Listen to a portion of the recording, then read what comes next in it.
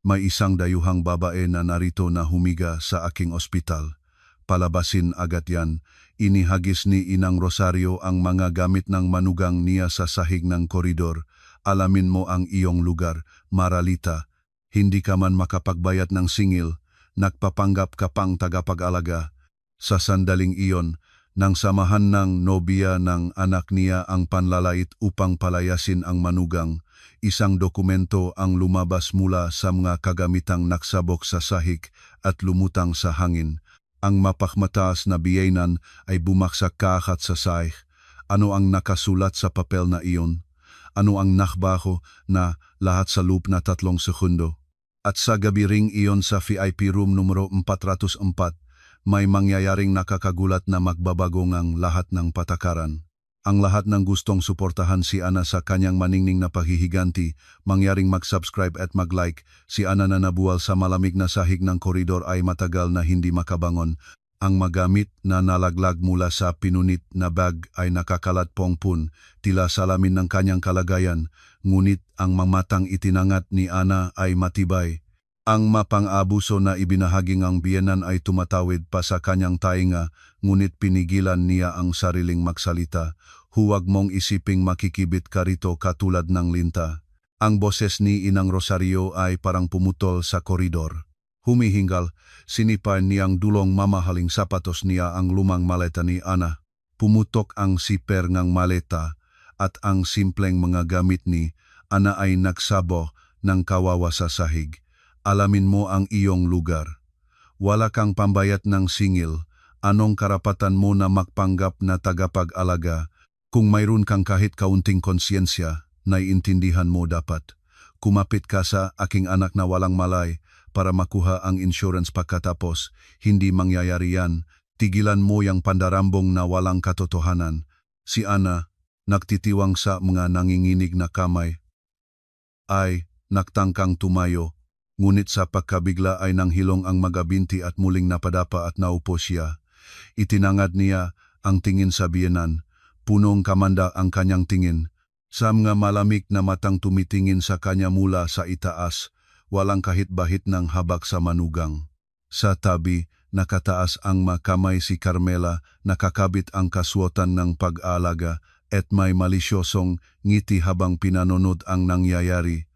Ah, Inang Rosario, palamigin mo ang ulo mo, tataas ang presyon, at talaga namang mapanghimasok ang babaeng ito. Kahit papaano, hindi na siya muling gagaling. Kailangan lang tapusin ng maayos ang lahat, makuha ang insurance, at magsimula ngang bagong buhay. Hindi ba ito ang pinakamabuting paraan para sa mga natitira? Sa ilalim ngang mababa at mapanirang masalita ni Carmela, tumutango si Inang Rosario, sumasang-ayon. Ang kanilang paghamak sa mahirap at walang kakayahang tao ay talagang kasuklam-suklam, tama si Carmela. Ang mabuhay ay dapat mamuhay, hindi ka nagtatrabaho, hindi ka nagdadala ng pera. Alam mo ba kung makano ang isang araw sa ospital na ito? Hindi mo iyon maabot sa buong buhay mo. Pumirma agad sa papel na ito at lumabas na. Inihagis ni Inang Rosario ang isang bungkos ng nga papel sa mukha ni Ana. Ang matulis na gilid ng papel ay naksukat ng sugat sa pisngi niya na nag-iwan ng pulang marka. Naramdaman ni Ana ang matinding sakit, ngunit hindi siya kumibo. Sa mga dokumentong nakakalat sa sahig, parang mga kutsilyo ang mga salitang nakalagay, pahintulot sa pagtigil ng suporta sa buhay. Kinuha ni Ana ang dokumento sa nanginginig na kamay. Ang makasukasuan ng mga daliri na humahawak sa papel ay pumuti sa tensyon. 1 linggo pa lamang ang lumipas mula nang maaksidente ang asawa niyang si Miguel, ang biyenan. Hindi pa nagtatanong, ay naktangkang alisin ang manugang at tinimbang ang buhayng sariling anak sa pera. Mayroon bang mas matyanran na bagay sa mundo? Inang Rosario, sineseryoso mo ba ito? Buhay pa si Miguel. Gumalaw pa nga ang kanyang mga daliri. Nakita ko mismo. Hinawakan niya ang aking kamay kahapon. Umiyak. Kumapit si Ana sa pantalon ng biyenan, ngunit natanggap niya ang malamig na ngiti lamang. Naulol ka na ba? Nagahalusinasyon ka na? Sinabi ngang doktor na wala ng pag-asa. Doktor ka ba? Kung hindi ka pipirma ngayon, malaklak kang lalabas na walang kahit isang piso. Titiknan ko kung paano ka, mahirap, mamamatay ngang gutom sa kalsada. Malupit na itinaboy ni Inang Rosario si Ana ngang paa.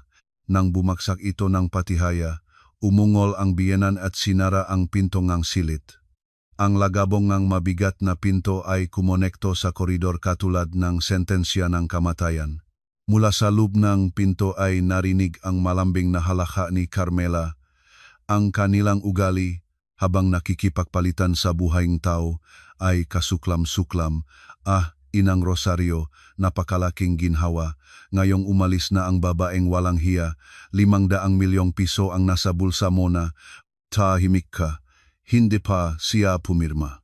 Kailangang tapusin natin ang lahat ngayong gabi. Sasabihin nating sira ang kagamitan, walang makakaalam. Kailangan itong tapusin ng mabilis at tahimik. Nag-iisang natira sa koridor. Nagtatakang tinitingnan ni Ana ang nakasirang pinto. Ang malamig na hangin mula sa aircon ay tumatawid sa manipis niyang damit, ngunit hindi ito mas mainit kaysa sa galit na kumukulo sa kanyang kaibuturan. Napalapit ang luha ng pot sa mata, ngunit pinihilan ni Ana ang sarili at naktikas ang labi. Dahan-dahan siyang bumangon. Dumurugo ang tuhod, ngunit hindi niya naramdaman ang sakit. Habang pinupulot ang nakakalat na gamit at ipinuputok sa bag, napansin niya na nanginginig ang kanyang daliri. Paano maaring gawin ito ang mga taong may mukhaeng tao? Tangkaing patayin ang sariling anak na ipinanganak ng may kirot para sa pera. Ito ay masyadong hamak na karapat-dapat sa parusaeng langit. Hinukay ni Ana sa loob ngang bag. Ang kanyang magadaliri ay nakaramdam ngang isang bagay na malamig at metal. Ito ay isang maliit na flash drive na ibinigay sa kanya ng asawa niyang si Miguel na tumatawa bago ang aksidente na tinatawag itong ipon, at sa tabi nito ay isang lumang papel na sobre. Kinuha niya ito. Sa balot sa mga nupaling titik ay nakasulat, kasunduan sa paglipat ng karapatan ng pagmamay-ari ng ospital. Ang papel na ito ay walang kapantay na mas mabigat kaysa sa papel na ihinagi sa kanyang biyenan. Ang isang pahinang ito ay maaring ganap na baguhin ang kapalaran ng mapagmataas na biyenan at ng mapangsing katulong. Mahigpit na kinalapit ni Ana ang kanyang malabi. Ang amoyng dugo sa bibig ay nakpalista sa kanya. Kinuha niya ang telepono mula sa bag. Isang luha ang nahulog sa screen, ngunit ang kanyang boses ay hindi na nanginginig. Sa kabaliktaran, ito ay nakakatakot na kalmado. Abogado Bautista, simulan na ang aksyon ngayon din. Malamig na sinabi ni Ana, tinitignan ang nakasirang pintong silit. Bukas ng umaga ay magkakaroon ng bagong may-ari ang ospital na ito. Maghanda na kayo. Sa labas ay bumubuhos na malakas ang ulan. Tila pumutok ang langit na parang tinatangka nitong hugasan ang lahat ng kasalanan ng maruming ospital na ito. Itinangay ni Ana ang basa-basang buhok at determinadong lumakat patungo sa lobby. Ngunit hindi pa niya alam na sa gabiring iyon sa silid na iyon, mangyayari ang isang bagay na hindi maisip. Ika-2 madaling araw. Tahimik na patay ang mga koridor ng ospital. Paminsan-minsan lamang ito naabala ng mga signal ng medikal na kagamitan. Mahigpit na hawa ni Ana ang espesyal na panggabing pass para sa mga tagapaalaga. Ang malamig na plastik ng badge ay tumatarak sa palat. Ilang kahihiyan ang tinis niya sa punong doktor upang makuha ang pass na ito. Upang makita ang asawa ng palihim mula sa biyenang gutom sa pera, walang ibang paraan. Dumaan sa nursing station. Pumasok siya sa koridor ng VIP ward. Ang amoy ng disinfectant ay tumama sa ilong, ngunit pinagsisikapan ni Ana na huwag man lang huminga ng malakas. Sa harap ng silid numero 404 ay naghihintay ang isang hindi inaasahang bisita. Si Carmela, ang babaeng nagtatago sa likod ng maskara ng pag-aalaga, ay nakahiga sa maleta sa labas ng pinto at natutulog. Nakakalat ang makamay at paa, inupahan para mag-alaga ngang may sakit. Nagtataglay ngang sarili na parang may-ari. Nakakagulat lang talaga. Tinitingnan siya ni Ana mula sa itaas pababa, pinigilan ang sarili. Gusto siyang hawakan sa buhok at idrak palabas, ngunit nagpigil siya. Hindi pa panahon para doon. Pinawisan ang kamay na humawak sa hawakan ng pinto, takot na maglabas ng kahit na katiting na tunok. Huminahon siya. Isang mahinang klik ang narinig. Bumukas ang pinto at dali-daling pumasok si Ana. Ang silid ay napalibutan ngang kadiliman. Isang malabong liwanag ng streetlight lamang ang nagsilaw sa kama. Miguel, mahinahong tinawag ni Ana, lumapit sa kama.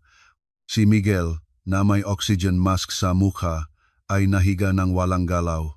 Malusok pa siya at tumatawa nung isang linggo pa lamang, ngunit ngayon nakabalot ng mga tubo, nahiga siyang parang patay, parang natatangay ang puso.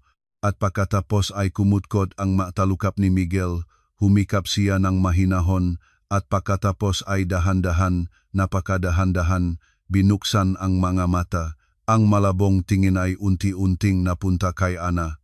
Napilay ang katawan, ngunit buhay ang mamata. Naningas sa mga ito ang malinaw, matusok na liwanag. Mahal, nagising ka na, kilala mo ba ako? Ang nanginginig na kamay ni Ana ay humipo sa kanyang pisngi. Kumukurap si Miguel, nagbibigayng senyales. Dali-daling itinangay ni Ana ang oxygen mask. Tuyot at basak ang kanyang labi. Natutulog si Carmela. Magsalita ka, Miguel. Ano ang pinaplano ng mga taong ito? Hindi lang ito dahil sa pera. Tama ba? Sa mga salitang iyon, pumulang manggamata ni Miguel. Pinagsama ang lahat ng lakas, paos na naibuwang niya. Tinatakpan ng inay ang perangang pondo. Ano, perangang pondo? Plano kong iulat ito sa audit department. At pagkatapos ay tinapan ni Ana ang sariling bibig. Huminto ang hininga. Inakala niyang ang biyenan ay nasisilaw lamang sa pagkamakasarili at tinatangkang palayasin siya. Ngunit hindi ganon ang mga bagay. Upang itago ang kanyang krimen, handa siyang ilagay ang sariling anak sa koma. Mayroon bang mas kakilakilabot na bagay sa mundo? Kahit ang mga hayop ay nag-alaga ng kanilang mga anak at ang babaeng ito na tinatawag na inay, ang mga luha ay nagmadaling dumaloy sa mga pisngi ni Ana, nanginig ang katawan sa galit. Si Miguel, tinitignan siya, ay nakbigayng senyales ng may kahirapan sa pamamagitan ng nga mata. Ang kanyang tingin ay nakaturo sa ilalim ngang unan, dun sa ilalim ngang unan. Dali-daling isinuot ni Ana ang kamay sa ilalim ngang unan at nakaramdam ngang malamig na bagay. Ito ay isang maliit na recorder, sukat ng 2 falanges ng daliri. Dinala ito ni Miguel sa sarili para sa sariling proteksyon bago ang aksidente. Sa nanginginig na kamay, pinindot ni Ana ang play button. Binabaan ang volume sa pinakamababa. Inilapat niya ang recorder sa tainga. Sa gitna ng ingay ay tumagos ang isang pamilyar at naglalagablab ng takot na boses. Ang boses ni Inang Rosario. Miguel, kailangan nating isisi ang lahat sa sirang kagamitan. Pagkatapos ay wala ng problema sa seremonya ng aking pag-akyat sa tungkulin bilang tagapangulong pondo. Ang maauditor na iyon, wala si Miguel, matatahimik sila. Inang Rosario, ngunit anak mo ito. Hindi ka ba natatakot? Tumalab din ang boses ni Carmela. Tumahimik ka, mas mainam ang buhay na pera kaysa sa patay na anak. Tapusin natin ito ngayong gabi. Kapag nakuha natin ang malaking pera, bibigyan kita rin ng magandang bahagi. Natapos ang recording. Halos nahulog sa kamay ni Ana ang recorder. Naulap ang lahat sa utak, pagkatapos ay bumahang galit, kumabog ang puso ng katulad ng baliw, at napakalakas niyang kinagat ang labi kung kaya naramdaman niya ang lasang dugo. Mga demonyo talaga ang mga ito, nagniit si Ana sa pagitan ng mangipin. Gusto niyang agad na kumuhang recorder at tumakbo sa pulis o sumaklot sa lalamunan ngang natutulog na si Carmela sa labas ng pinto. Ngunit umiling si Miguel. Ang kanyang tingin ay ditiyak, ngunit matibay ang kamay na humahawak sa kamay ni Ana. Hindi ngayon. Ano ang ibig sabihin nun? Mayroon tayong ebidensya, seremonya, pag-akyat sa tungkulin. Atakihin siya nang nasa pinakataas siya. Hayaan siyang mabuwal sa harap ng buong mundo. Napatigil si Ana. Naunawaan niya ang plano nito, hindi sapat na ikulong lang siya. Kailangan nasirain ang mapagpakunwaring reputasyong itinayo ni Inang Rosario sa buong buhay niya.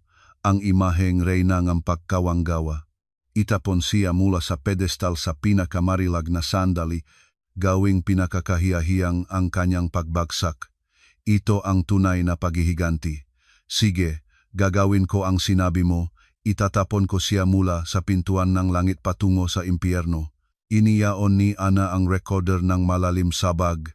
Kumabog ang puso niya na parabang dala-dala niya ang bomba na may timer.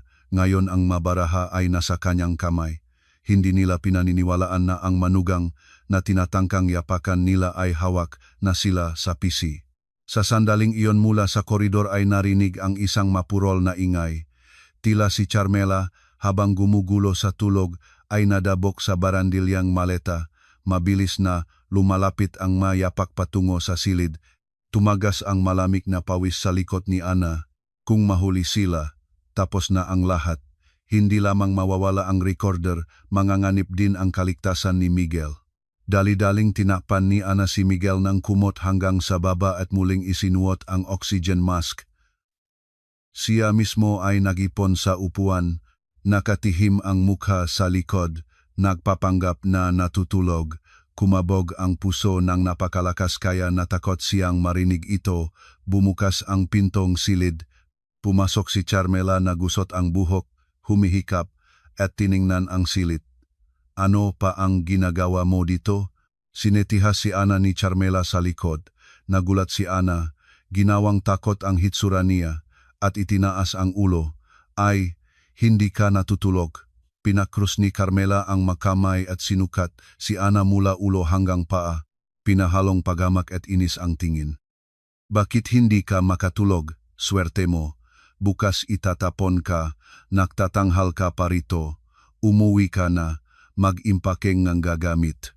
Bukas ng umaga darating si Inang Rosario, magkakaroon ng eskandalo. Mahigpit na kinuyom ni Ana ang mga kamao kaya tumalap ang mga kuko sa palat, ngunit hindi nagbago ang ekspresyon ng mukha, kailangan pang magtiis ngayon. Dahan-dahan siyang tumayo at tumingin ng diretso kay Carmela ng malamig at nakatigil na tingin. Sa malamig na tingin na iyon ay natigilan si Carmela at umatras. Bakit ganyan ang tingin mo? Bahagyang ngumiti si Ana. Ang ngiti ay napakakakilig kaya nangilabot si Carmela. Wala, tama ka. Dapat akong manatili sa tabingang asawa ko hanggang sa katapusan. At ikaw, Carmela, ngayong gabing ito, bantayan ang lahat. Sino ang nakakaalam, baka kayo masampal ng kidlat habang natutulog. Sa mga misteryosong salitang iyon, lumabas si Ana mula sa silid. Nagtatakang tinitignan ni Carmela ang kanyang laikot. May kakaiba, ang babaeng kakaya at nagmamakaawa lamang ay bigla na lamang nagbago. Pagkalabas sa koridor, inaayos ni Ana ang bag. Ang bigat ng recorder sa loob ay lalo pang naramdaman. Sa labas ay bumubuhos pa rin ang ulan, ngunit magaan ang mga hakbang ni Ana. Hintayin ninyo. Inay, bibigyan kita ng tali sa iyong sariling paboritong pera. Ngunit hindi pa alam ni Ana na ang mangyayari bukas ng umaga sa opisina na Chief Medical Officer ay ganap na magbabago na lahat ng palaro ng paghihiganti. Sa susunod na umaga, mabigat ang hangin sa opisina ng Chief Medical Officer. Kahit ang manggasina ng umaga na bumabalas sa bintana ay parang malamig, inilagay ni Ana sa mesa ng CMO ang makapal na sobrang mga dokumento. Ang CMO, malalim na nakaluklok sa katad na upuan, ay nanlabaw at kinuha ang sobra. Ano ito? Ano ang kailangan mo? Kamag-anak ng pasyente, ganito ng maaga. Bukas ng sobra ang CMO ng may inis, ngunit habang inilalipat ang mga pahina, ang kanyang mukha ay nagsimulang kakaibang kumunot. Ang mabalintataw ay nag-alkansya at ang madulo nga daliri na nagtatangan ng mapapel ay mabuting nanginig. Hindi ito simpleng madokumento. Ito ay isang bomba na may timer na maaring sumaboy sa buong ospital. Naging mahinahon at halos walang marinig ang boses ng CMO. Malinaw na naintindihan ni Ana kung ano ang ibig sabihin. Nagulat, Dok. Ang boses ng CMO ay naging mahinahon. Halos walang marinig. Si Ana, eleganteng nakaunat ng binti, ay humigop ng kape. Ang tunog ng basong ibinaba, sa mesa ay kakaibang malakas. Dok, nagtaka ka ba? Tulad ng nakikita mo, binili ko ang lahat ng problemadong utang na ospital na ito. Ngayon, ang nagpapautang mo ay hindi na bangko, kundi ako. Naging lupa ang kulay ngang mukha ng CMO, na ang pinansyal na kalagayan na ospital ay nasa bingit ng pagbagsak dahil sa walang kapuntahan na pagpapalawak at mangga usapin sa korte ay alam ng lahat. Ang deadline ng utang sa bangko ay malapit na at ang ospital ay malapit na ring mag-declare ng bangkarota. At ang babaeng akala niya ay tagapag-alaga lamang ng pasyente sa koma ay bumili ng lahat ng kanyang mautang, nagbubukas at nagsasara lamang ang bibig ng CMO. Ana, ano ang ibig sabihin nito? Lilimbagin mo kami? Limbagan? Anong nakakasakit na termino? Namumuhunan lang ako. Simple ang kondisyon. Ililipat mo sa akin ang 51% ng shares ng ospital at karapatan sa pamamahala. Kapalit, ibibigay ko na ang lahat ng mga utang na ito. Ang panukala ni Ana ay matamis ngunit nakamamatay na mapanganib. Ito ang nag-iisang dayami upang maiwasan ang bangkarota at mapanatili ang posisyon ng CMO, ngunit ang ilipat ang ospital na itinayo niya sa buong buhay sa isang babae na walang medikal na edukasyon ay isang tinampal sa sariling pagmamahal. Ito ay katawa-tawa. Bakit dapat kang bigyan ng pamamahala? Lumabas ka na. Inihagis ng CMO ang mga dokumento at sumiga, ngunit hindi kumibo si Ana. Sa kabaliktaran, may malamig na ngiting dahan-dahan siyang tumayo. Kung ganon, wala tayong magagawa. Ngayong hapon din ay sisimulan ko ang proseso ng pagkokolekta ng utang. Maglalagay kami ng stika ng aresto sa lahat ng ari-arian. Lalabas ang mga artikulo sa media tungkol sa bangkarota ng ospital. Tatakas ang mga pasyente. Magsisimulang mag-resign ng pisa-pisa ang mga doktor. Kaya mo ba ang lahat ng iyon? Ang masalita ni Ana ay direkta sa target. Kung babaksak ang reputasyon ng ospital, hindi na maaring maibalik ito. Bumaksak ang CMO sa upuan. Lumabas ang malamig na pawis sa no. Walang pagpipilian. Ang kaligtasan ay mas mahalaga kaysa sa pagmamahal sa sarili. Sige, sumasang-ayon ako. Ngunit may kondisyon. Kailangan mong tiyakin ang pagpapanatili ng trabaho para sa kasalukuyang medikal na staff at pagpapanatili ng aking posisyon bilang CMO. Siyempre, ikaw ang mag-aasikaso ng operasyon, magbabantay lang ako. At isa pa, hanggang bukas ng tanghali, ang katotohanang binili ko ang ospital ay pinakamataas na lihim, lalo na para kay Inang Rosario ng VIP room numero 404, nilagyan ng CMO ang kasunduan ng selyo sa nanginginig na kamay. Sa sandaling natumba ang pulang tinta sa papel, nakpalit ang may-ari ng ospital, kinuha ni Ana ang kasunduan at tumayo, marunong kang magpasya. Saka na. Mula nga John, ay personal akong magasikaso NG Sistema NG Seguridad NG VIP Ward. Ipaabot ito sa EPNG Seguridad. Pagkalabas mula sa opisina, lumapit si Ana sa bintana ng koridor at tumingin sa bakuran ng ospital. Ngayon ang napakalaking gusaling ito at lahat ng nangyayari rito ay nasa kanyang kamay, bahagyang bumaan ang mabigat sa puso. Sa sandaling iyon, hindi ka pa umalis. Anong mapanghimasok? Ang matunok na boses sa likod ay nagpalabas ng kumukunot sa noo ni Ana. Ito ay si Inang Rosario. Humahampas ang mamahaling balabal, lumalapit siyang parang nagtatagumpay. Sa tabi ay sumusunod si Carmela. Puno ngabak mula sa mga tindahan. Namamatay ang tao, namimili sila, nakakainis.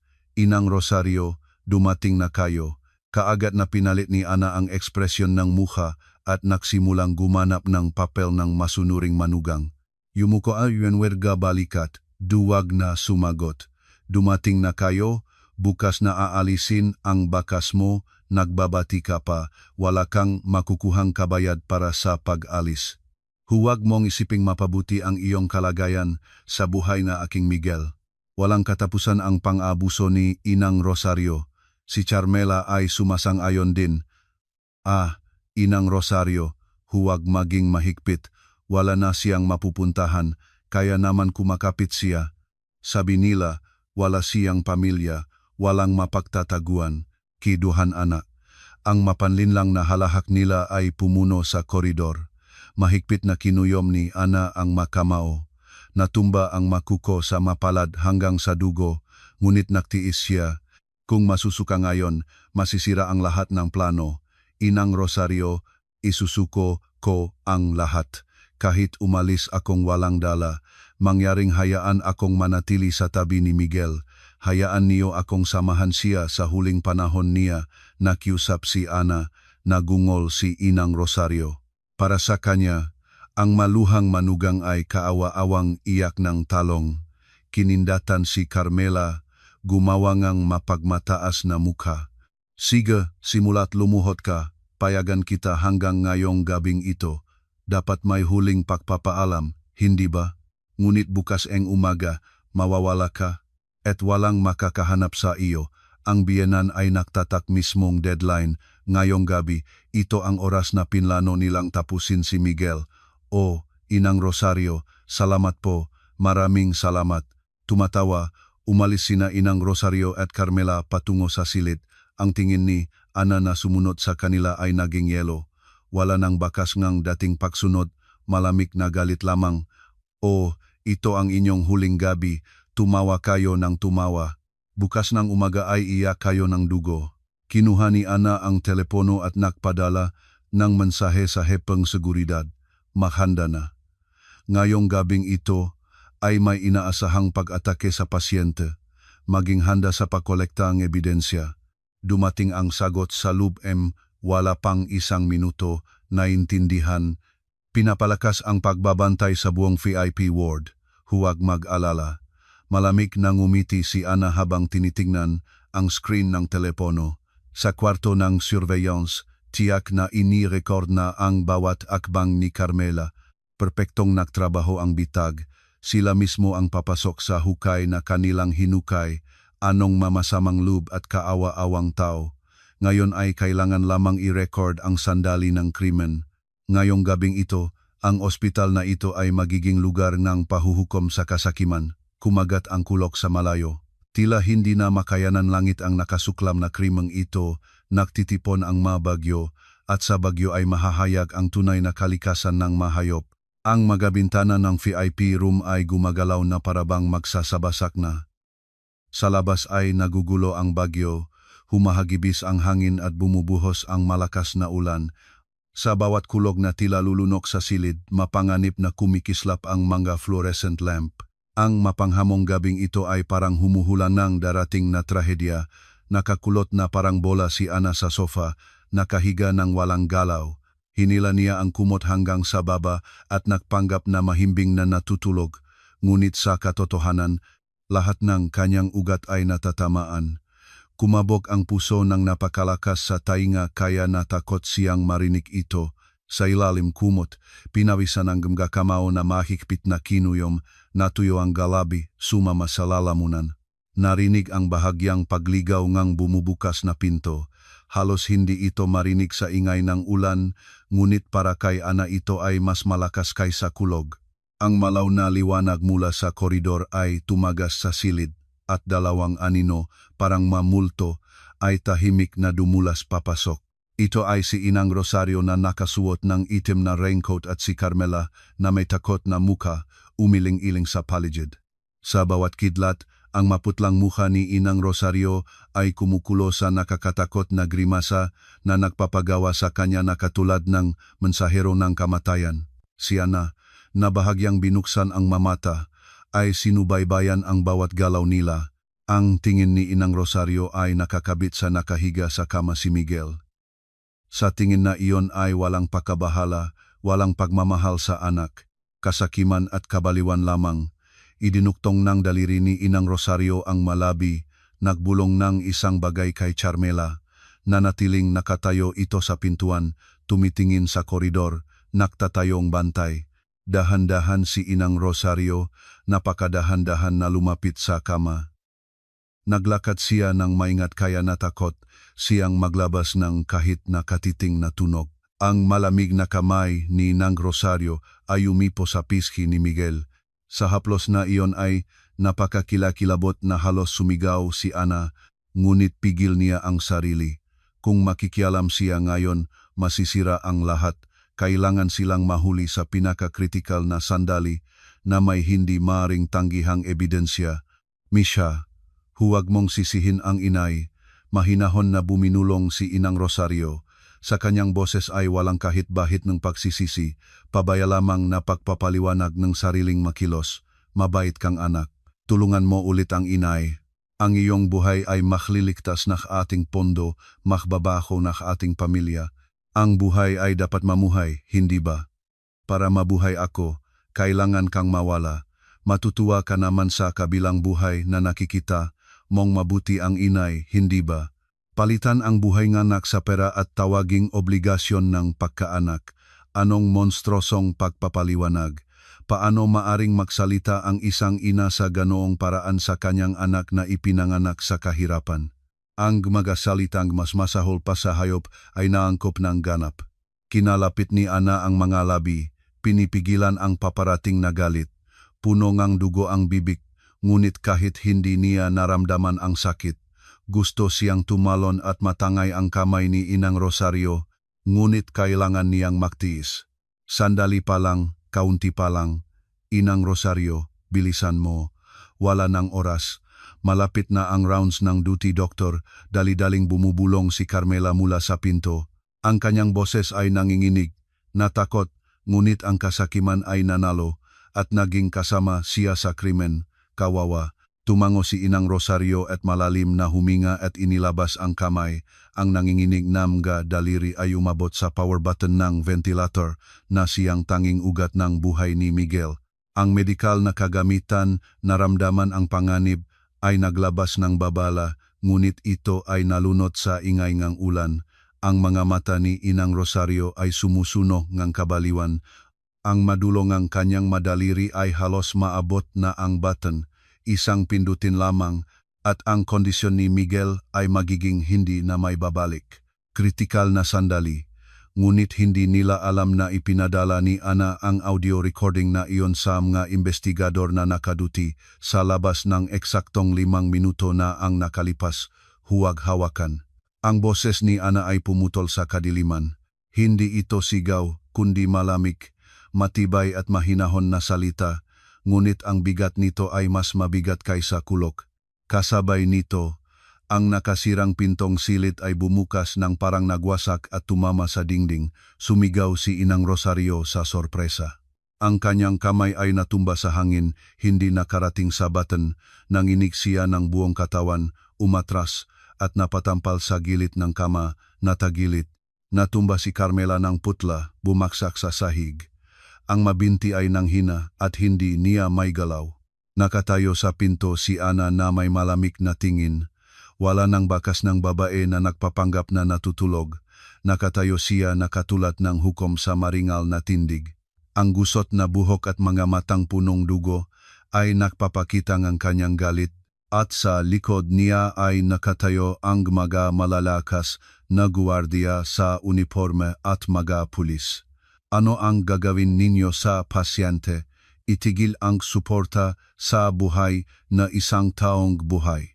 Arestuhin sila dahil sa pinaghihinalaang pagtatangkang pagpatay, sinabi ni Ana. Itinuturo ang daliri kay Inang Rosario, hindi siya sumiga. Sa kabaliktaran, habang mas kalmado ang kanyang boses, mas matusok ang magasalita, sinalakaing mga pulis ang silid. Pulis, ikaw ay inaresto dahil sa pinahihinalaang pagtatangkang pagpatay. Nagumpisa si Inang Rosario na puti ang mukha na tumanggi at humaluyhoy ng makamay. Wala nang bakas ng naunang determinasyon na alisin ang anak. Kawaawang pagupo lamang. Hindi ito ay hindi pagkakaunawaan. Gusto ko lang surin ang kagamitan. Nag-aalala ang isang ina sa anak. Kasalanan ba iyon? Bitawan mo ako. Tinatangkang makawala si Inang Rosario mula sa mga kamay ng mga pulis, sumisigaw. Hanggang sa huli ay ayaw niyang aminin ang kasalanan. Nahawakan ng 2 malalakas na pulis ang kanyang mga braso, sira ang kagamitan. Nag-aalala kang naabot ang power button. Malamig na nagtatanong si Ana at itinuturo ang sulok ng kisame. Ito ay kamera ng surveillance na naka-install para sa pagmamamasid ng kondisyon ng pasyente. Ang recording ay tuloy-tuloy araw at gabi. Nakikita mo ang pulang ilaw. Nang naging may-ari ako, pinalitan ko itong modelong may pinakamataas na resolusyon. Ang nangyari kailan lang ay naitala ng napakalinaw, kasama ang sandaling ang iyong nga daliri ay halos dumampi sa power button. Ang tingin ni Inang Rosario ay lumipat sa kisame at bumaksak ang kanyang panga. Nang hina ang mga binti at bumaksak siya sa sahig. Naging lupa ang kulay ng mukha, naunawaan niya na wala ng landas paatras. Si Carmela ay nasa gulat na, gumapang siya at humawak sa binti ni Ana. Ginang, ginawa ko lang ang ipinag-utos sa akin. Inutusan ako ni Inang Rosario, hindi ako makatanggi. Mangyaring iligtas mo ako, patay ka sa pagpunta. Inagwatan ni Inang Rosario ang buho ni Carmela. Nagumpisa silang magawe, tinatangkang iligtas ang sariling balat. Anong eksena?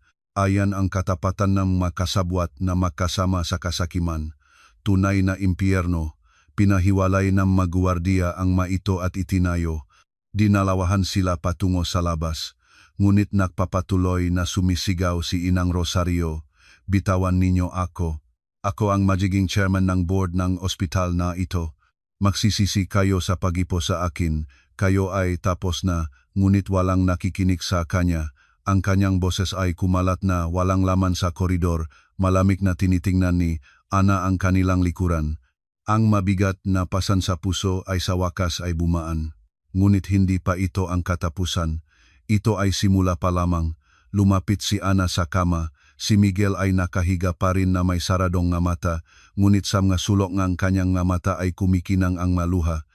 Narinig niya ang lahat. Hinawakan ni Ana ang kanyang kamay, malamig, ngunit may bahagyang init. Mahal, tapos na ang lahat. Ligtas ka na ngayon. Walang sinumang maaring makalapit pa sa iyo. Poprotektahan kita hanggang sa huli. Bahagyang kumuyom ang daliri ni Miguel sa kanyang kamay.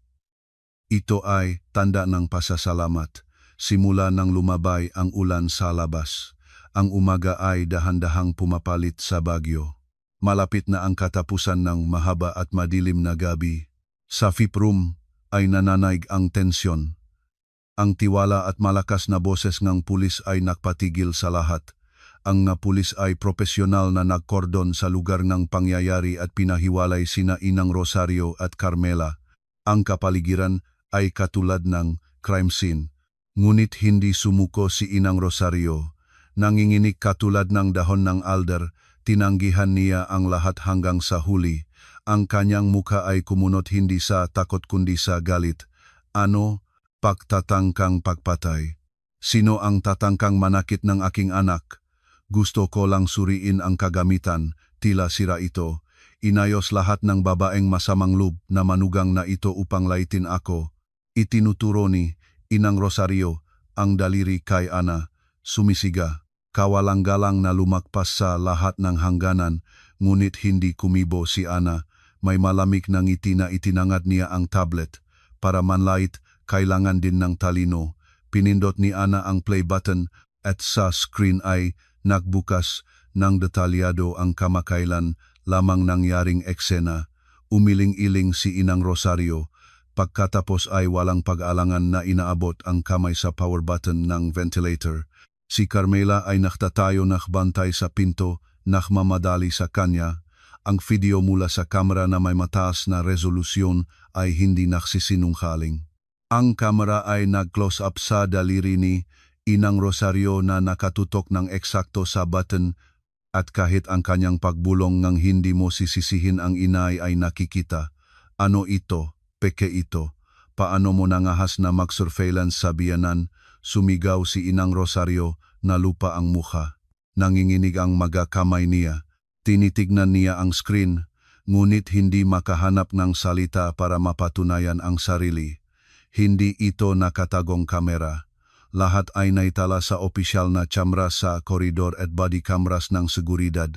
Nang naging may-ari akong ospital, Pinalakas ko ang sistema ng seguridad ng Fifth Ward, in-install para sa kaligtasan ng mga pasyente, ngunit hindi ko inakala na magiging napakagamit nito. Ang bawat salita ni Ana ay katulad na pako na itinutubo sa takip na kabaong. Naunawaan ni Inang Rosario na walang lunas, nakpanikala ang mga mata. Natitisot siya at natumba sa dingding, naging lupa ang mukha, nasa gulat naman si Carmela. Umatras siya, naghahanap ng paraan ng pagtakas, ngunit hinaharangan ng malakas na mga gwardiya ang daan. Walang silbing paraan, tulong, walang kasalanan ang nagawa ko, inutusan ng Inang Rosario, nagbabala siyang palayasin ako kung hindi ako sumunod. Gumapang si Carmela sa mga tuhod at humawak sa binti ni Ana, ang kanyang mukha, nabasang-basang ang luha at sipon, ay kawawa ang tinging pakinggan. Wala ng bakas ng naunang pagiging matigas at panlalait, papatunay ka sa kanino, nagbabantay ka man, nagmamadali, nagsusulong, at ngayon ay nagtatayo ng sarili bilang walang malay na biktima.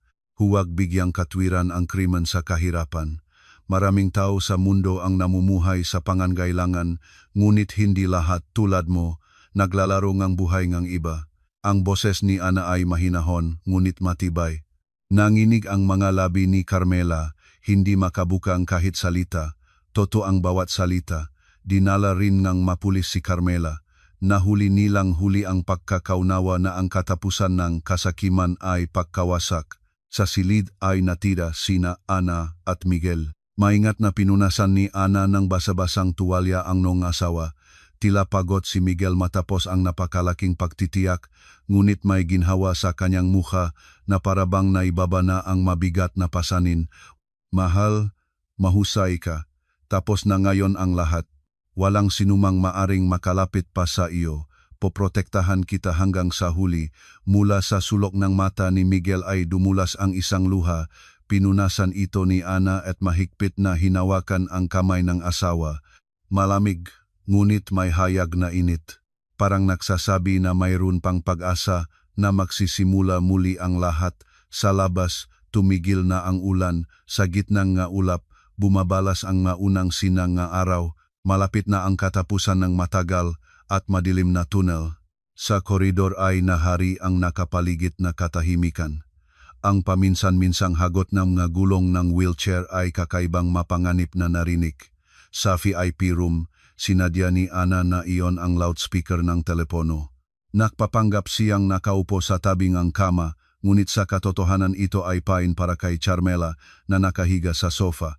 O, kliyente, PhilHealth Insurance Corporation, nakikinig kami. Ang magandang boses mula sa speaker ay nakpabaling ng ulo ni Carmela. Ang salitang insurance ay nakpatalas ng kanyang pandinig. Nakpatuloy si Ana na seryosong nakpoporma at nakpatuloy ng pag-usap. O, magandang hapon. Tumatawag ako tungkol sa life insurance policy ng aking asawa, si Miguel Santos. Napakabigat ng kanyang kondisyon at gusto ko lang linawin, mayroon bang anumang pagbabago sa takdang panahon ng pagbabayad sa kaso ng kamatayan? Biglang umupo si Carmela sa sofa. Ang mga mata niya ay kumikislap at nakinig siya ng buong puso sa pag-usap ni Ana. Reaksyon sa amoy ng pera, katulad ng aso ni Pavlov.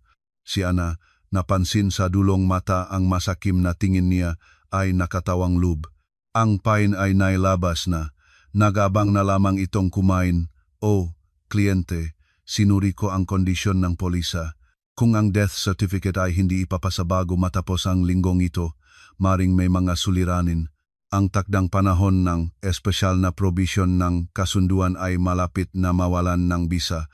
Pagkatapos ng takdang panahon, maaring magbago ang mga kondisyon ng pagbabayad. Maaring mabawasan ang halaga ng hanggang 80%. Pagkatatapos ni Ana ng pag-uusap, nanahimik ang silit, naging abo ang mukha ni Carmela. Kung aayat ang malaking halaga, mawawala rin ang kanyang bahagi. Tumayo siya at nagpunta, hindi maatim ang sarili, na tumakbo patungo sa banyo. Nagpakunwari si Ana na walang napansin, nagpatuloy ngang pagimpake ng gamit, ngunit ang kanyang pandinig ay nakakabit sa mga tunok na nakmumula sa likod ng pintuan ng banyo. Inang Rosario, may problema. Narinig ko lang na nagsasalita ang babaeng iyon sa insurance. Kung hindi natin agawin bago matapos ang linggo, sa halip na 500 milyong piso, makukuha lamang natin ang wala pang 100 milyon. Totoo ito, sabi nila, babawasan ang halaga. Mula sa tubo ay dumating ang sigaw ni Inang Rosario. Ang biyenan na nawawalan ng pag-isip sa pagtanaw ng pera ay hindi makatiis. Ano babawasan, hindi kahit kailan. Ang pera iyon ay sapat para masaklaw ang lahat ng utang ng pondo at may matitira pa. Dahil sa ilang araw lang ay mawawala ang aking pera. Carmela, pakinggan mo ng mabuti. Ngayong gabi, ang boses ni Inang Rosario ay lalong lumalakas at tila makatatawid na sa pinto. Napatahimik si Ana. Lahat ay ayon sa plano. Nalalasing ng kasakiman, nawawalan ng ulirat, aroskilan, alan-alalasing nan, alalan-alanan, alalan-alalan-alan, alam, nawawalan ng ulirat. Ngayong gabi naiintindihan ko. Umuulan at nakukulog. Perpektong kondisyon para isisi ang lahat sa sirang kagamitan at nakayanan ko na ang mga CCTV cameras. Natapos ang pag-usap ni Carmela at lumabas mula sa banyo. Sa kanyang mukha ay may masamang ngiti. Carmela, sandali lang, akong pupunta sa cafeteria. Pakibantayan ang asawa ko. Sige na, masayahing umakbay si Carmela. Tila hinihintay, lamang niya na umalis si Ana. Paksinad ng pinto, dali-daling naktago si Ana sa likod ng sulok sa koridor at nagpadala ng mensahe sa hepe ng seguridad. Ngayong gabing ito ay inaasahang pag-atake sa pasyente. Maging handa sa pagkolekta ng ebidensya. Dumating ang sagot sa loob ng wala pang 1 minuto. Naintindihan, pinapalakas ang pagbabantay sa buong VIP ward. Huwag mag-alala. Malamig na ngumiti si Ana habang tinitignan ang screen ng telepono. Sa kwarto ni surveillance, tiyak na inirecord na ang bawat hakbang ni Carmela. Perpektong nagtrabaho ang bitag. Sila mismo ang papasok sa hukay na kanilang hukay. Ang mabintana ng VIP room ay gumagalaw na para bang magsasabasa na. Sa labas ay nagugulo ang bagyo, humahagibis ang hangin at bumubuhos ang malakas na ulan. Sa bawat kulog na tila lulunok sa silid, mapanganib na kumikislap ang mga fluorescent lamp. Nakakulot na parang bola si Ana sa sofa, nakahiga ng walang galaw. Hinila niya ang kumot hanggang sa baba at nagpanggap na mahimbing na natutulog. Ngunit sa katotohanan, lahat ng kanyang ugat ay natatamaan. Narinig ang bahagyang pagligaw ng bumubukas na pinto. Ang malaw na liwanag mula sa koridor ay tumagas sa silid at 2 anino, parang mga multo, ay tahimik na dumulas papasok. Ito ay si Inang Rosario na nakasuot ng itim na raincoat at si Carmela na may takot na mukha. Sa bawat kidlat, ang maputlang mukha ni Inang Rosario ay kumukulo sa nakakatakot na grimasa. Ang tingin ni Inang Rosario ay nakakabit sa nakaiga sa kama si Miguel. Sa tingin na iyon ay walang pagkabahala, walang pagmamahal sa anak, kasakiman at kabaliwan lamang. Misha, huwag mong sisihin ang inay. Sa boses ni Inang Rosario ay walang kahit bahid ng pagsisisi. Mabait kang anak. Tulungan mo ulit ang inay. Ang iyong buhay ay magliligtas ng ating pondo. Para mabuhay ako, kailangan kang mawala. Palitan ang buhay ng anak sa pera at tawaging obligasyon ng pagkaanak. Anong monstrosong pagpapaliwanag? Inang Rosario, bilisan mo. Wala ng oras. Malapit na ang rounds ng duty doctor. Dali-daling bumubulong si Carmela mula sa pinto. Tumango si Inang Rosario at inilabas ang kamay. Ang nanginginig na mga daliri ay umabot sa power button ng ventilator. Ang medikal na kagamitan ay naglabas ngang babaling senyales, ngunit ito ay nalunod sa ingay nga ulan, kritikal na sandali. Ngunit hindi nila alam na ipinadala ni Ana ang audio recording sa mga investigador sa labas ng eksaktong 5 minuto na ang nakalipas. Huwag hawakan. Ang boses ni Ana ay pumutol sa kadiliman at kasabay nito, ang pinto ngang silid ay bumukas ng parang nagwasak. Sumigaw si Inang Rosario sa sorpresa, ang kanyang kamay ay natumba sa hangin. Nakatayo sa pinto si Ana na may malamig na tingin. Sa likod niya ay nakatayo ang mga malalakas na guwardiya sa uniforme at mga pulis. Ano ang gagawin ninyo sa pasyente? Itigil ang suporta sa buhay ni isang taong buhay. Arestuhin sila dahil sa pinaghihinalaang pagtatangkang pagpatay, pulis. Ikaw ay inaresto dahil sa pinaghihinalaang pagtatangkang pagpatay. Tinanggihan pa ni Inang Rosario, isang ina lang ang nag-alala sa anak. Kasalanan ba iyon? Bitawan mo ako. Tinatangkang makawala, sumisiga, ngunit ito ay balingwala na. Inilipat siya nga gwardiya sa labas, ngunit nagpapatuloy na sumisigaw. Inang Rosario, maging chairman ng board ng ospital na ito. Magsisisi kayo. Kayo ay tapos na, ngunit walang nakikinig sa kanya. Malamig na tinitingnan ni Ana ang kanilang likuran. Sa VIP room ay nanatili sina Ana at Miguel. Sa koridor ay naninantili ang nakababahaling katahimikan. Lumipas ang nasigaw ni Inang Rosario at ang kaguluhan ng mapulis. Lahat na tingin ay nakatuon kay Miguel na nakahiga sa kama. Siya, na nag-isip na walang malay, ay nagpumilit na magsalita. Ang boses ay paos, tulad ng nakalunok ng buhangin, ngunit malinaw ang mga salita. Inay, mas mahalaga ba ang pera kaysa sa akin? Isang pangungusap lamang, ngunit ito ay bumusok sa puso ni Inang Rosario katulad ng pako, na manglaw, tulad ng nakakita ng multo, ng hinasya. Ang mabinti ay nanghina at bumagsak siya sa sahig, na ang anak ay may malay, na nakita at narinig niya ang lahat. Winasak ang natitirang kanyang pagmamahal sa sarili. Lumapit si Ana kay Miguel at hinawakan ang kamay niya. Nanginginih ng bahagyang kamay ni Miguel, mapigilan ang mga luha, tumango si Ana. Halo-halong pakiramdam ngang, ginhawa na tapos na ang lahat at pagkakasala sa asawa. Mahal, maayos ang lahat, natapos na ito.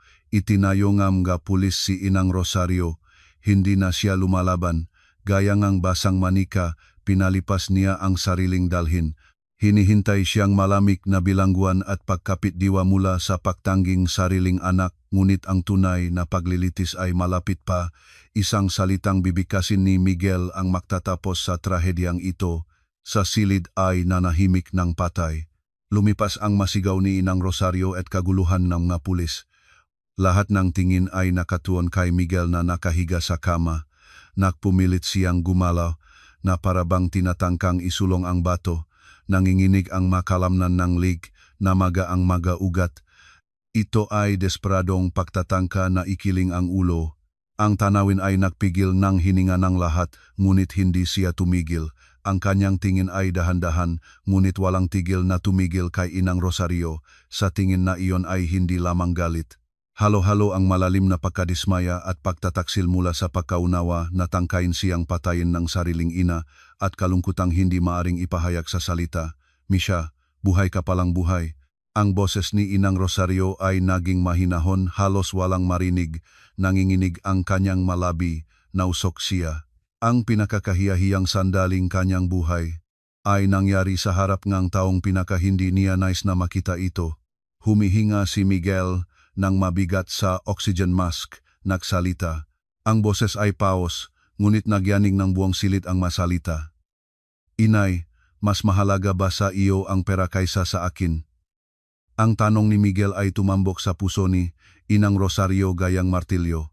Namanglo, tulad ng tinampal ngang palo, nagbulong siya. Hindi, ano kaya? Ngunit hindi sumusunod ang boses. Naintindihan din niya na kahit anong salita ay magiging pagpapaliwanag na lamang. Ang kasakiman na pinilit siyang patay ang anak ay bumalik sa kanya sa pinakakakilakilabot na paraan na naging kutsilyo.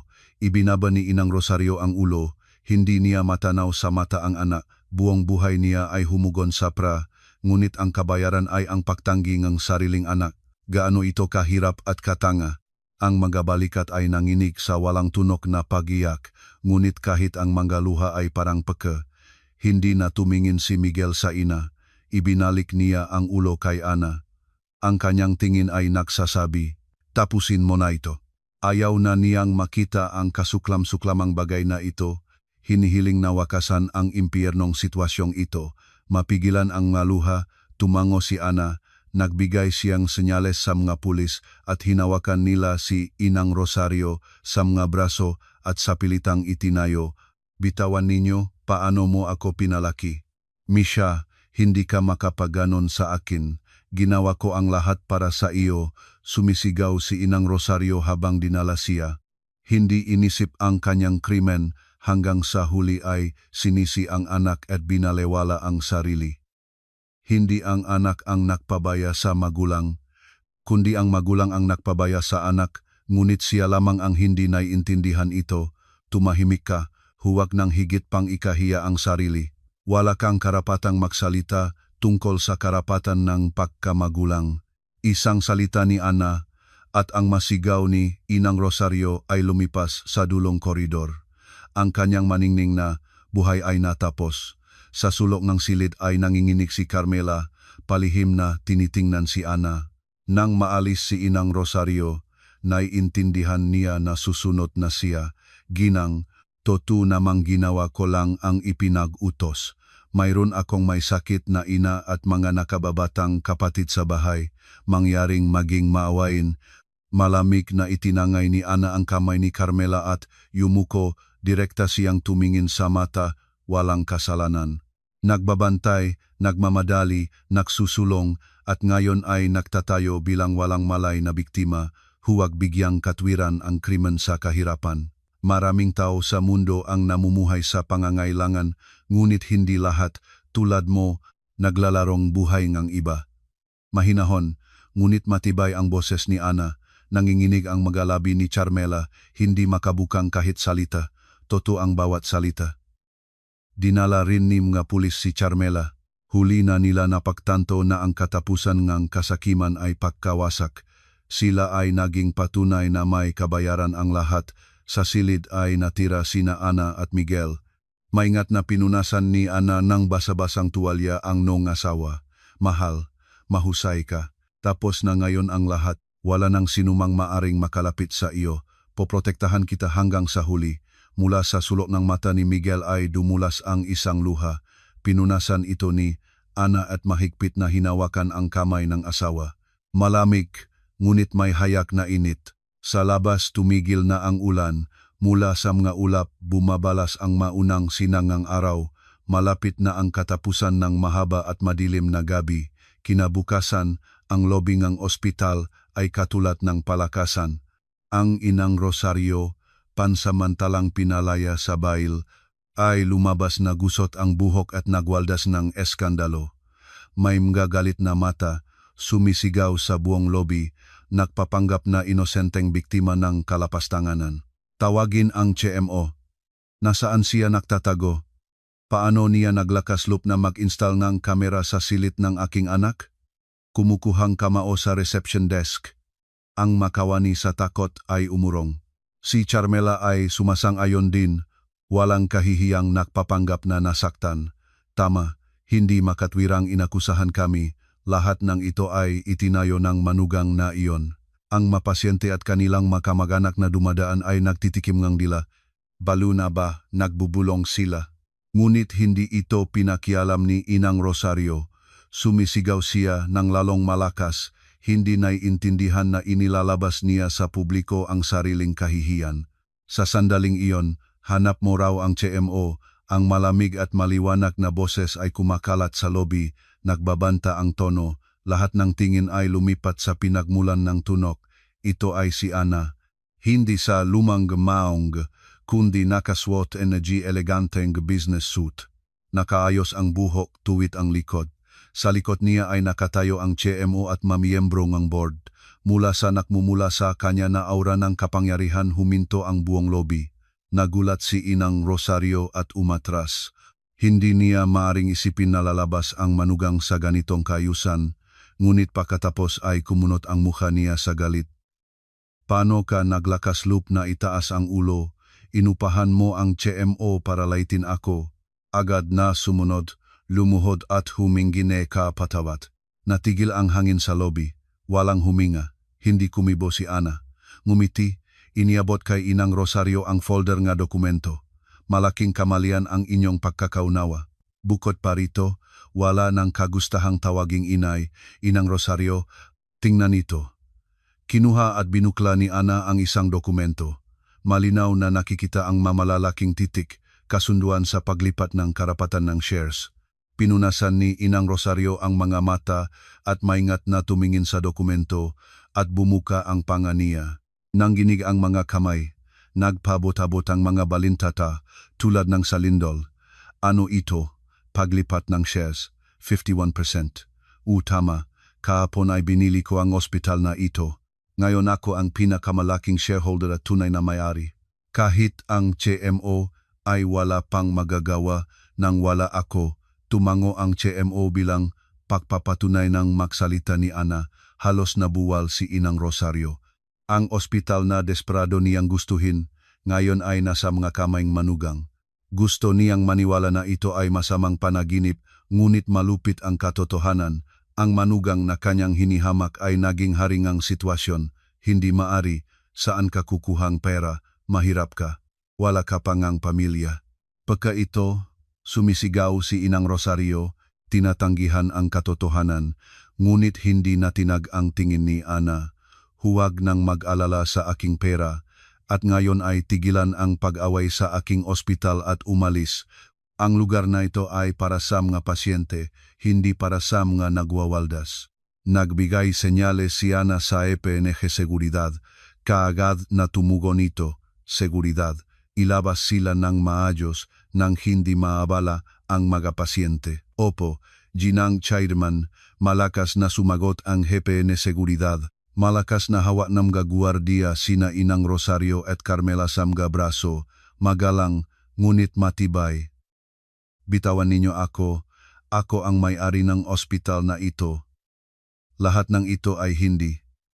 Wasto, CMO, hanapin kita, sumisigaw at nagpupumilit si Inang Rosario, ngunit walang silbing paraan. Pinuwersa sila nga guardia patungo sa labas, sumisigaw din si Carmela, tulong, walang kasalanan ko, ngunit malupit siyang inilabas. Lahat ng kahiyahiyang palabas na ito ay nangyari sa harap ng buong lobby. Sa gitna ng mga tao ay tumalas ang palakpakan, kaluwagan na ang nga taong kagaya nila ay walang lugar dito.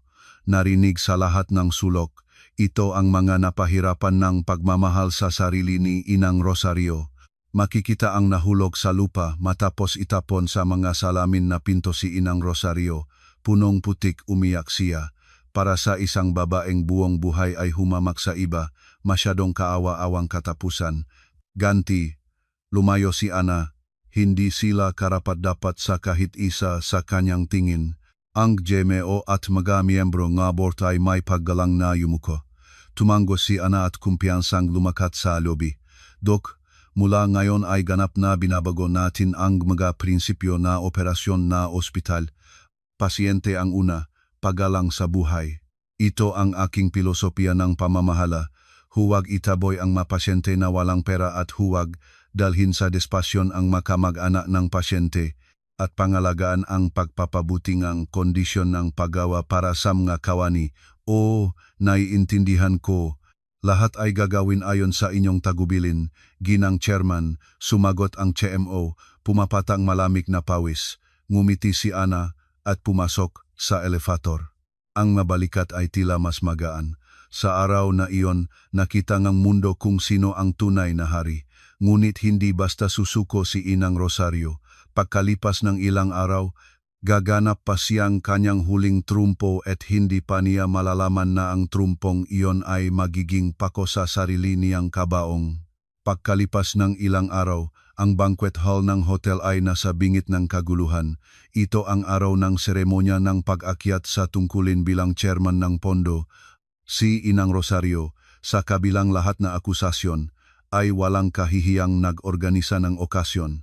Tila sinisikap na makabawi sa kahihiyan sa lobby ng ospital, ginawa niya itong mas maringal at maluho pa. Mula sa pinakapasukan ng hotel, nakabitin ang mabanner na may mukha niya. Bagong pag-akyat ng anghel na nagtalaga ng buhay sa pagsisilbi, Rosario Villanueva de la Cruz, ang nakasulat ay espesyal na mapagkunwari. Ang banquet hall ay puno ng kilalang panauhin at mga mamahayag. Si Inang Rosario sa bestidang punong alahas na parabang walang nangyari ay nakangiti na tinatanggap ang mga panauhin. Ang mukha niya ay nagsasabi, nanalo na ba ako? Talagang naniniwala ba siyang ang kanyang nga krimen ay mananatiling hindi napaparusahan? Anong katangahan? Madama at Ginoo, salamat sa pagdalo. Ngayon ay may bagong lakas na siyang namumunong aming pondo. Umakyat si Inang Rosario sa entablado at kinuha ang mikropono. Nang idirekta ang liwanag na spotlight sa kanya, gumawa pa siyang pagpapanggap na nagpupunas ng luha ng toyo. Aktres siya nangungunang antas. Itinalaga ko ang buong buhay ko sa pagtulong sa mga mahirap at may sakit. Ang aking anak na si Miguel, kahit nakadapa ngayon sa kama, sigurado akong sinusuportahan niya ako. Sa pagbanggit ng anak, ilang panauhin ay naantik at nag-aplos, ngunit ang palakpakan ay hindi tumagal.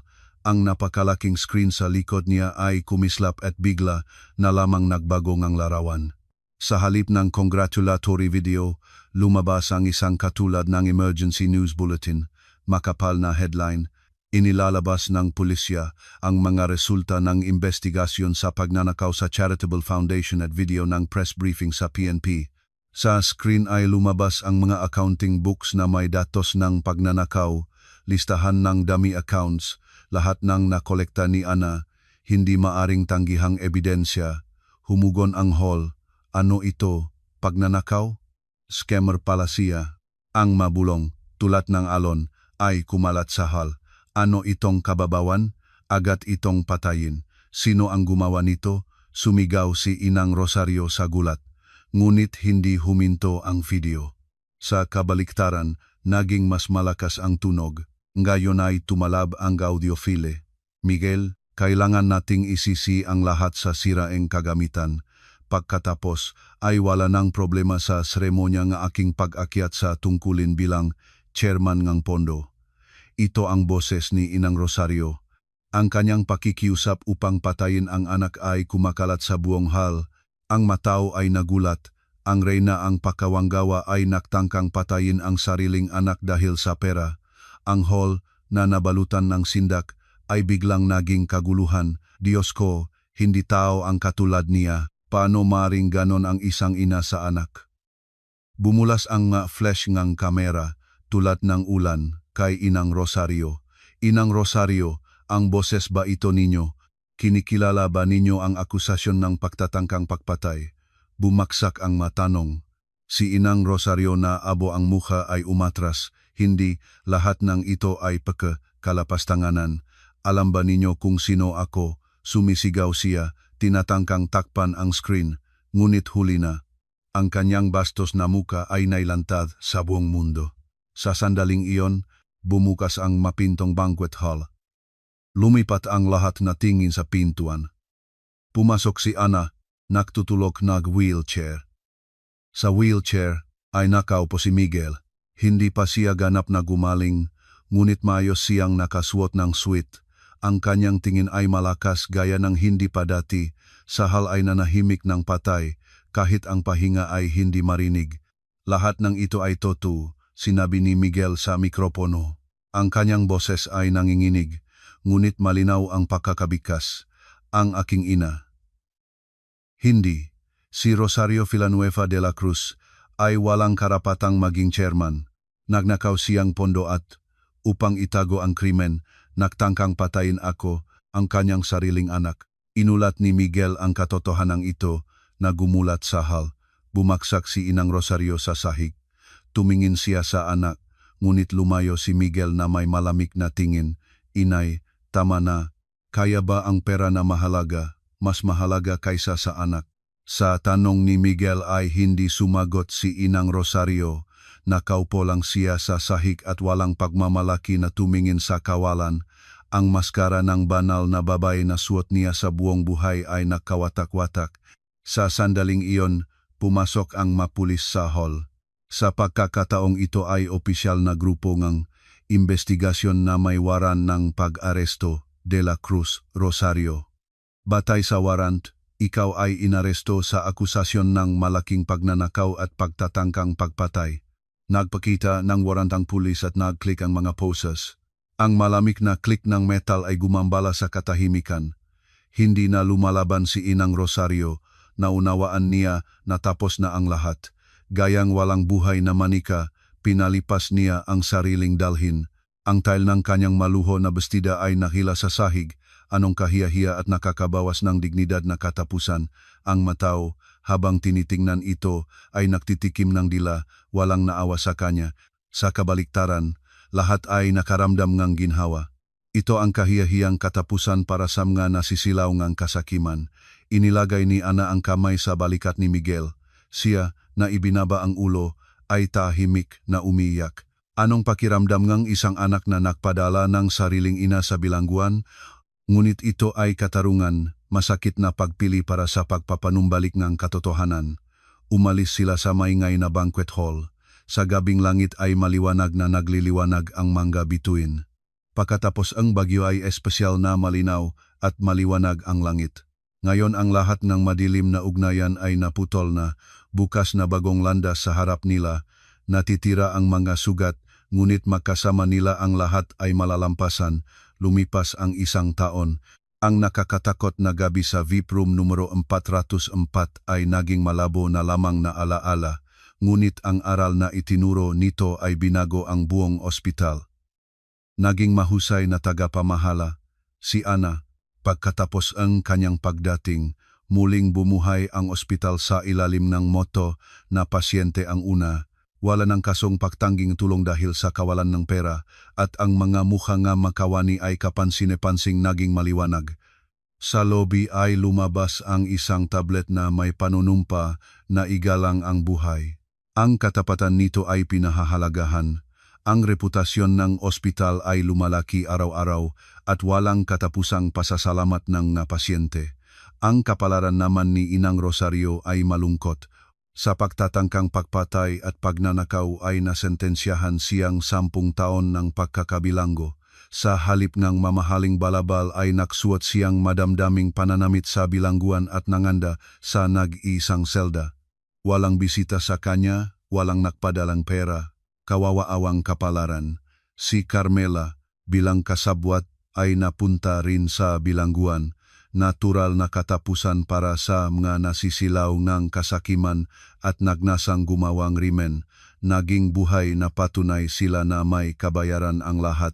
Samantala, ang pagaling ni Miguel ay talagang isang himala. Sa simula ay hindi siya makahumakbay ng walang wheelchair at ngayon ay lumalakat na siya ng walang tungkot. Lahat ng ito ay dahil sa kanyang bakal na kaloban at walang pagod na pag-alaga ni Ana. Pinuksa ni Miguel ang katiwalian sa pondo ng kanyang ina at nagtatag ng bagong charitable foundation na inidirekta ang lahat ng kita sa tulong sa lipunan. Ito ay kapwa kabayaran para sa mga kasalanan ng ina at bagong simula para sa kanya. Isang maliwanag na taksibol, nakaupo sila sa bangketa sa hardin ng ospital. Mainit ang araw na nagpapainit sa kanilang balikat at ang magaan na simoy ng hangin ay nagpapalipat-lipat ng mga talulot ng sakura, parang niyebe, mapayapang eksena. Malambot na hinawakan ni Miguel ang kamay ni Ana. Ang kamay niya ay hindi na malamig mainit, ang buhay na init ay lumipat sa kanya. Mahal, salamat, inligtas mo ako. Totu, ang aking golden hour ay ang sandaling hinawakan mo ang aking kamay. Kung sumuko ka noon, wala na sana ako dito. Salamat sa pagtitiwala at pagprotekta sa akin. Punong luha ang mata ni Ana. Lahat ng sakit ng nakaraang taon ay lumipas sa harap ng kanyang mamata. Ang kahihiyan ng biyenan, ang aksidente nga asawa, ang pakikipagbaka para sa ospital. Ngunit ngayon ang lahat ay naging alaala na. Nakaligtas sila dahil nagtiwala at sumuporta sila sa isa't isa. Hindi Miguel, ikaw ang salamat, nabuhay ka naman.